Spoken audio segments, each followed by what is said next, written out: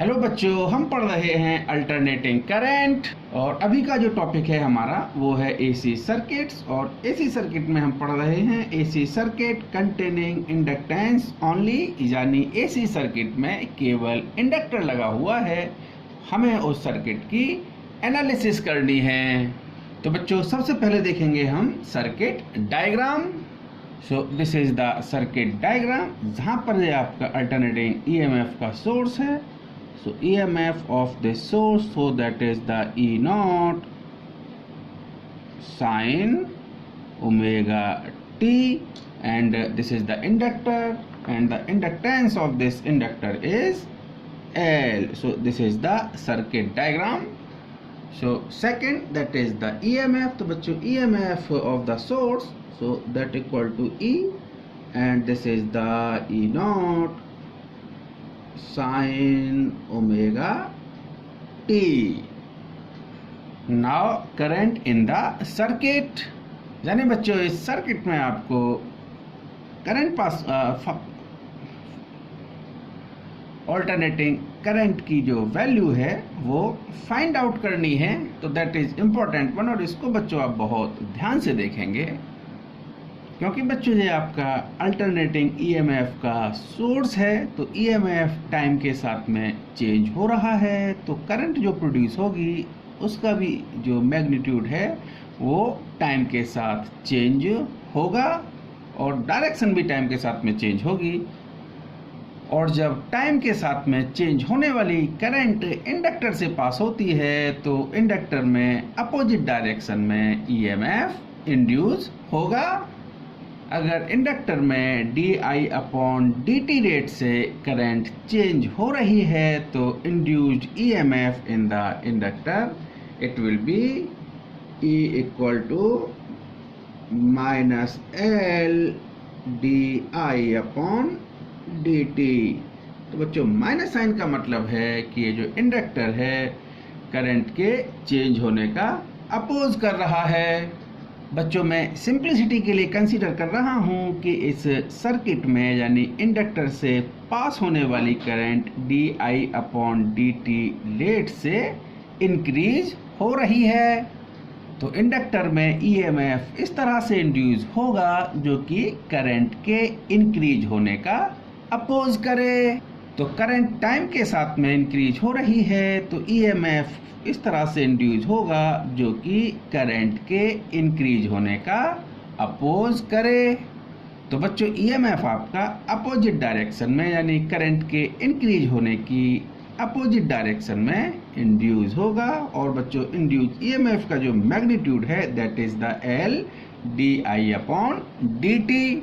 तो बच्चों एक चीज़ आप बहुत ध्यान से देखिए, इस सर्किट में करंट को मेंटेन करने के लिए जो आपका अप्लाइड ईएमएफ है वो जो ईएमएफ इंडक्टर की वजह से अपोजिट डायरेक्शन में इंड्यूस हुआ है उसके बराबर होना चाहिए।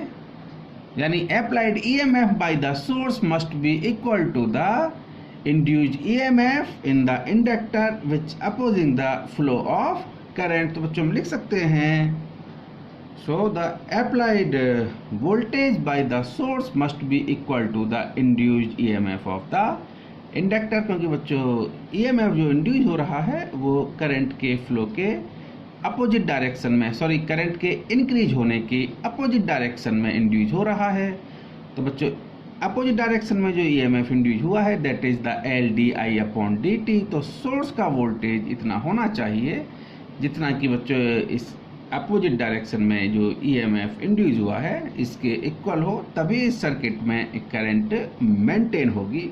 तो हम लिख सकते हैं this EMF E that must be equal to the L di/dt। So from here L di/dt that equal to E, so this is the E naught sin omega t। और बच्चों जहाँ से लिख सकते हैं हम this di that equal to E naught sin omega t dt upon L। और अगर मैं इसको इंटीग्रेट करूं, सो from here this di that equal to integration of E naught upon L sin omega t dt। तो बच्चों यहां से देखिए आप di का इंटीग्रेशन i होगा, और बच्चों E not upon L constant है, इसको आप इंटीग्रेशन साइन से बाहर लेके आते हैं। सो this is the integration of sine omega t dt। तो बच्चों साइन ओमेगा t का जो इंटीग्रेशन होगा, so this is the minus cos omega t upon omega. So from here this I equal to E not upon L minus cos omega t upon omega. और बच्चों आप लगाएंगे यहाँ पर integration constant c। बच्चों further discussion के लिए मैं अब नेक्स्ट सीट पर चल रहा हूँ। So from last seat, so this I equal to E not upon L minus cos omega t upon omega plus integration constant c। तो बच्चों जहाँ पर जो आपका इंटीग्रेशन कांस्टेंट है, हम इसके बारे में बात करेंगे। तो बच्चों देखेंगे ये आपका EMF का वेव डायग्राम है, और जहाँ पर जो EMF है उसकी जो मीन वैल्यू है वो 0 है, और EMF मीन वैल्यू के अबाउट वाइब्रेट कर रहा है। तो बच्चों जो सेम सिचुएशन है वो भी आपका करंट के लिए होगी, क्योंकि जो करंट जनरेट होगी या जो सर्किट में करंट फ्लो हो रही होगी, that is also the alternating current. और AC करंट भी अपनी मीन वैल्यू के अबाउट वाइब्रेट कर रही होगी।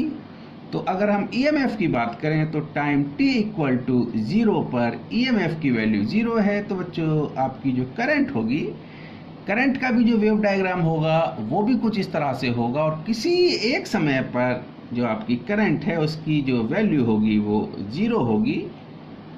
यानी बच्चों अगर हम किसी एक पर्टिकुलर टाइम की बात करें तो करंट की I की वैल्यू 0 होगी, वो तभी 0 होगी जब ये दोनों टर्म्स आपके अलग अलग 0 हो, या हम बोलें दोनों ही टर्म्स का सम 0 हो। तो ऐसा हो सकता है कि आपका ये वाला टर्म 0 हो, करंट की वैल्यू 0 हो, तो उस केस में बच्चों इस इंटीग्रेशन कांस्टेंट c को 0 होना होगा। तो हम c को 0 पुट कर सकते हैं, c इक्वल टू 0। तो बच्चों आपका I यानी सर्किट में पास होने वाली करंट के लिए हमने एक्सप्रेशन फाइंड आउट किया है। So this is the minus E not upon omega L cos omega t। और बच्चों ध्यान से देखिए, मैं इस I को कुछ इस तरह से भी लिख सकता हूँ, I equal to E not upon omega L and this is the minus cos omega into t। आप ट्रिग्नोमेट्री की आइडेंटिटी देखिए बच्चों, minus sine theta that equal to sine minus theta, यानी जो माइनस साइन बाहर लगा हुआ है साइन के, वो बच्चों एंगल के साथ में लग सकता है। और आपको पता है sine 90 minus theta that equal to cos theta. तो इस टर्म को लिख सकते हैं हम, that is the E not upon omega L and this is the minus, तो कॉस थीटा को पुट कर सकते हैं बच्चों हम sine pi by 2 minus omega t। और इस माइनस साइन को जब हम अंदर लाएंगे तो बच्चों ये आपका होगा, यानी ये जो मैंने आपको बताया है, ये minus sin theta that equal to sin minus theta. So from here that is the E naught upon omega L.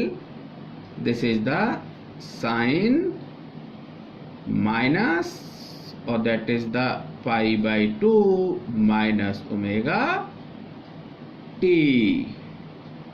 और बच्चों अगर मैं इसको सिंप्लीफाई करके लिखूं, so this current which is passing through the circuit, so this is the E naught upon omega L sin omega t minus pi by 2। तो ये circuit में आपकी पास होने वाली करंट है। तो बच्चों देखिए, आपका ईएमएफ के लिए एक्सप्रेशन था E equal to E not sine omega T, और करंट के लिए एक्सप्रेशन है E not upon omega L, जिसको कि बच्चों मैंने आई नॉट कंसीडर किया है। So this is the maximum value of current या peak value of current, that is the I not. So this is the sine omega T minus pi by two. तो बच्चों देखिए, यहाँ पे EMF का phase जब ओमेगा टी है तो करंट का phase omega T minus pi by to है, यानी किसी समय पर जो सर्किट से पास होने वाली करंट है वो बच्चों ईएमएफ से पाई बाई टू फेज पीछे है। तो बच्चों हम बोल सकते हैं in pure inductive circuit current से lag by the phase pi by two with EMF, और हम बोल सकते हैं कि जो ईएमएफ है वो करंट से पाई बाई टू फेज लीड कर रहा है। तो ये स्टेटमेंट हमें बहुत बहुत ध्यान रखना है कि अगर प्योर इंडक्टिव सर्किट है उसमें जो ईएमएफ है, EMF E leads by the phase pi by two with current I, और हम बोल सकते हैं कि current I lags by the phase pi by two with EMF E. तो इसको बहुत ध्यान रखेंगे बच्चों, और बहुत सारे न्यूमेरिकल क्वेश्चंस हम इसी के ऊपर सॉल्व करेंगे। Next point, opposition to the current. तो बच्चों ये प्योर इंडक्टिव सर्किट है, तो इसमें जो भी अपोजिशन होगा वो केवल इंडक्टर की वजह से होगा, रेजिस्टेंस सर्किट में है नहीं। और जो इंडक्टर है उसकी रेजिस्टेंस वैल्यू को हम 0 कंसीडर करेंगे, और हम केवल उसके इंडक्टेंस यानी L को कंसीडर करेंगे। तो बच्चों आप इस टर्म को देखिए, दिस आई यानी this I naught equal to E naught upon omega L. So this I naught equal to E naught upon omega L, जहां पर ई नॉट आपका जो अल्टरनेटिंग करंट है उसकी पीक वैल्यू है। तो बच्चों दिस इज द पोटेंशियल या ईएमएफ। तो बच्चों इसको हम लिख सकते हैं that is the V upon X L, simply that equal to V upon opposition to the current. तो बच्चों इस एक्सएल को बोलते हैं हम, that is the inductive reactance,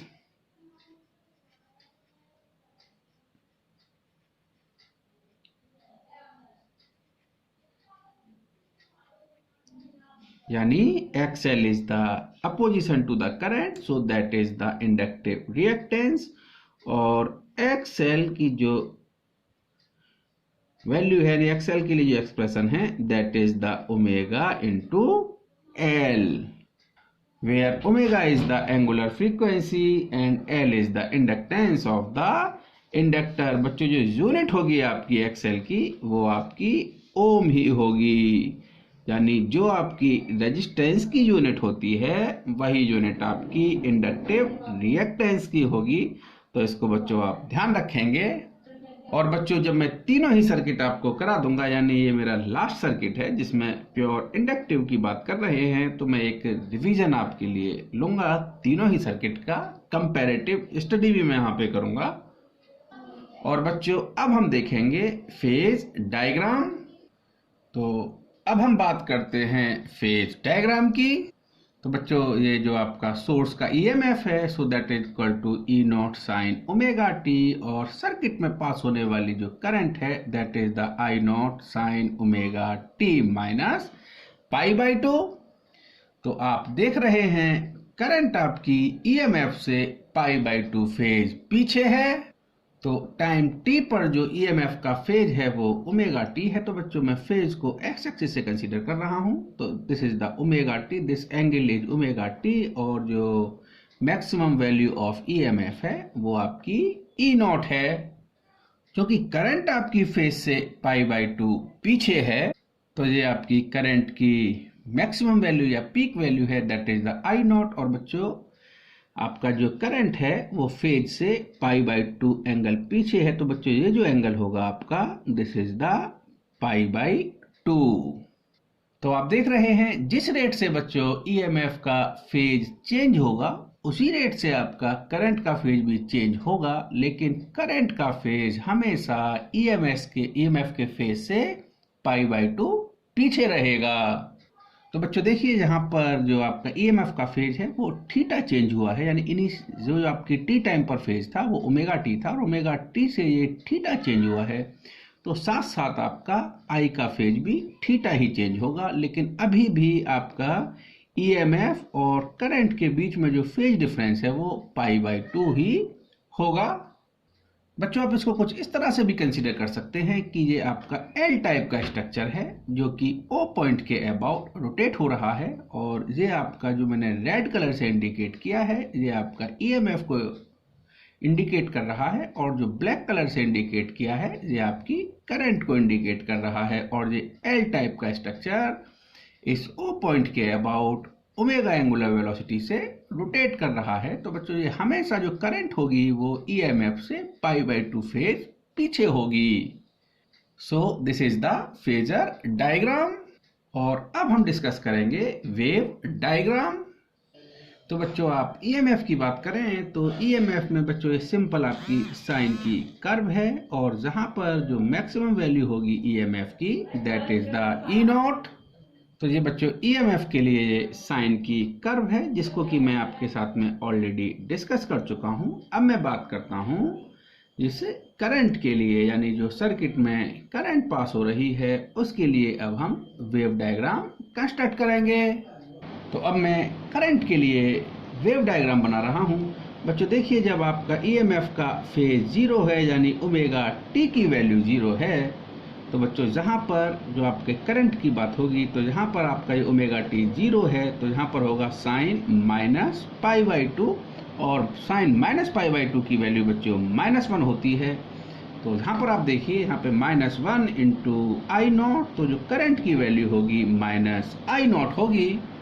यानी जब ईएमएफ का फेज 0 है तो करंट का जो फेज होगा वो -π/2 होगा, और करंट की जो वैल्यू होगी वो नेगेटिव में मैक्सिमम होगी, यानी करंट की मैक्सिमम वैल्यू नेगेटिव में -I0 है।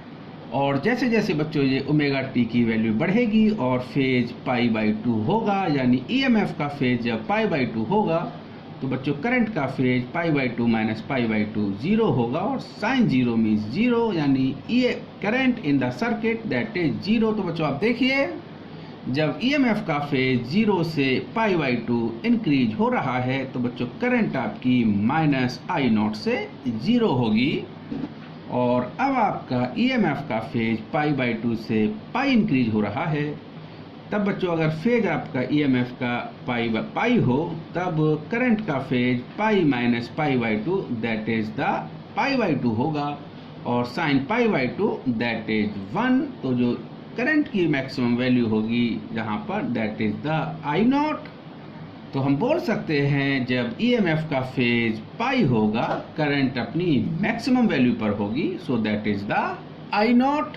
और अब ईएमएफ का फेज π से 3π/2 की तरफ इंक्रीज हो रहा है, और जैसे ही ईएमएफ का फेज 3π/2 होगा तो ईएमएफ की वैल्यू बच्चों -I0 होगी। और जब यहाँ पर देखिए आप जब ओमेगा टी की वैल्यू 3π/2 होगी, so this is the 3π/2 - π/2, so this is the π, and sine π is 0। तो जो करंट की जो वैल्यू होगी at the phase 3π/2 it will be 0। और सिमिलरली जब बच्चों ईएमएफ का फेज 2π होगा तब करंट आपकी मिनिमम होगी दैट इज द -I0। तो बच्चों ये आपका ईएमएफ के लिए वेव डायग्राम है, और ये डॉटेड लाइन से मैंने इंडिकेट किया है ये करंट का वेव डायग्राम है। तो बच्चों इसको आप बहुत ध्यान से देखेंगे और समझेंगे। ओके।